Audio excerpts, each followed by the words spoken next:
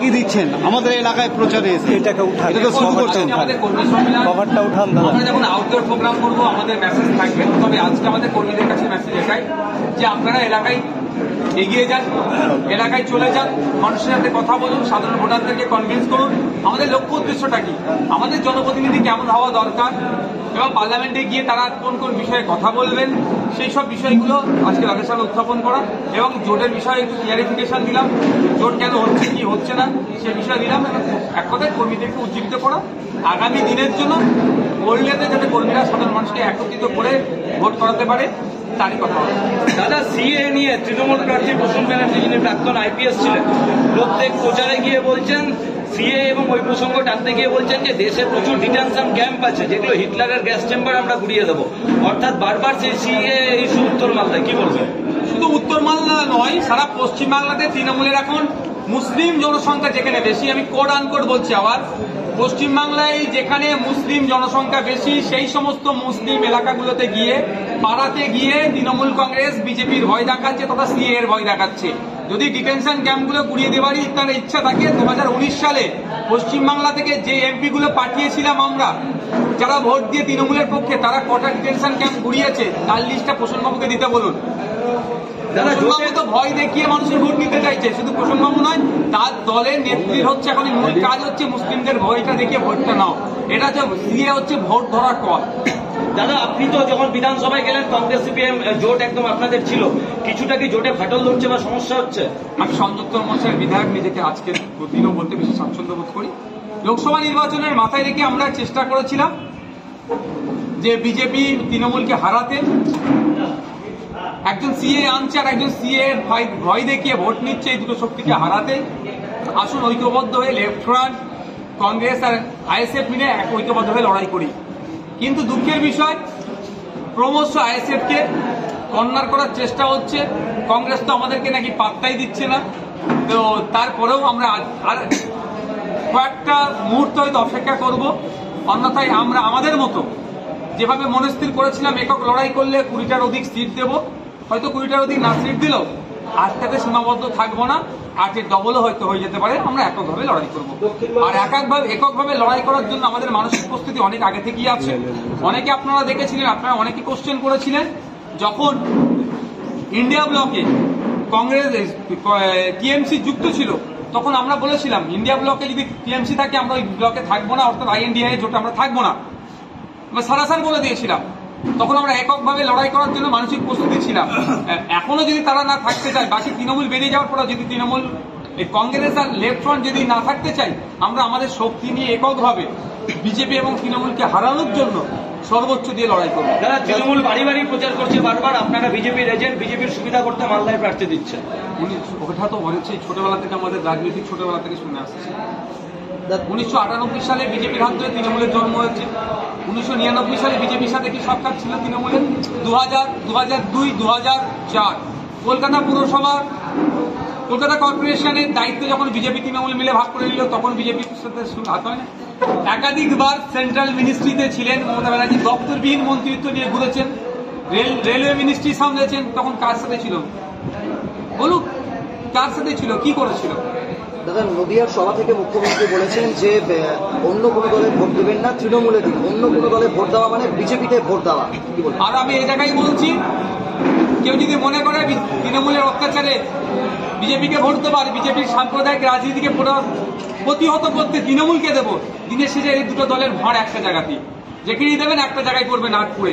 আমি অনুরোধ করব এই দুটো দলকে বিসর্জন দিন।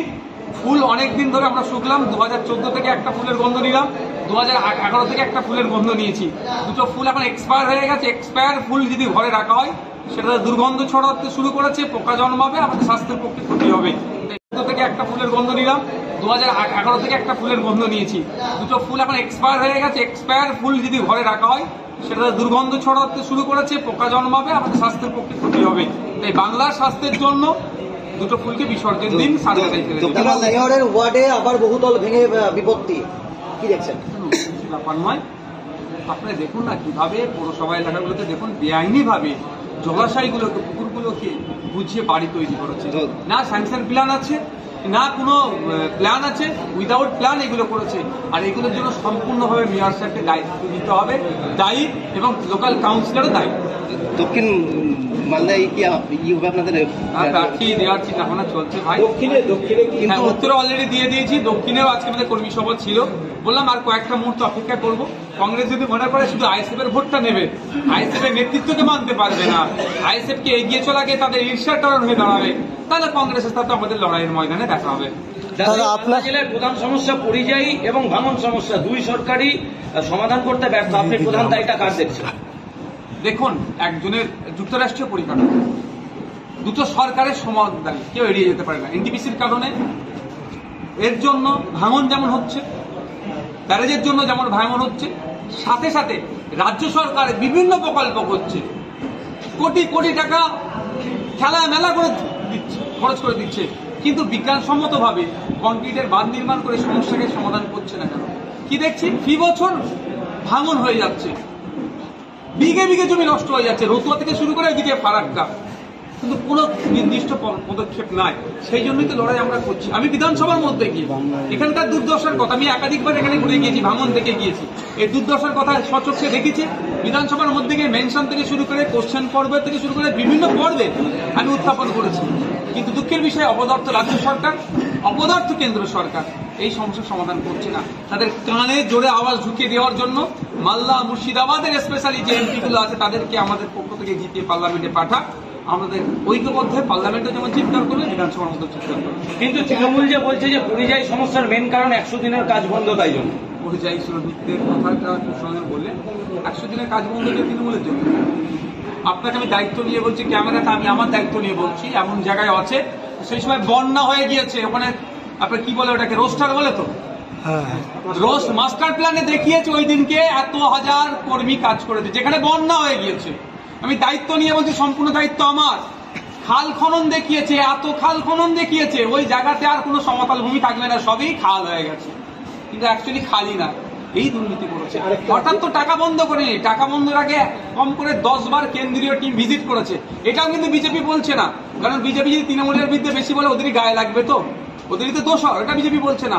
সব ডেটা আমি নিচ্ছি, যে কারণগুলো কেন্দ্রীয় এজেন্সি এসে দেখিয়ে গিয়েছিল যে এইগুলো সমস্যা হয়েছে, এগুলো সমাধান করুন, তার যথাযথ সময়ে যথাযথ চিঠি না দেওয়ার ফলে অবশেষে বন্ধ করেছে। তবে হ্যাঁ, কেন্দ্র সরকার টাকাটা যে বন্ধ করে দিয়েছে, এর আমি চরম বিরোধিতা করছি, অন্যায় করছি।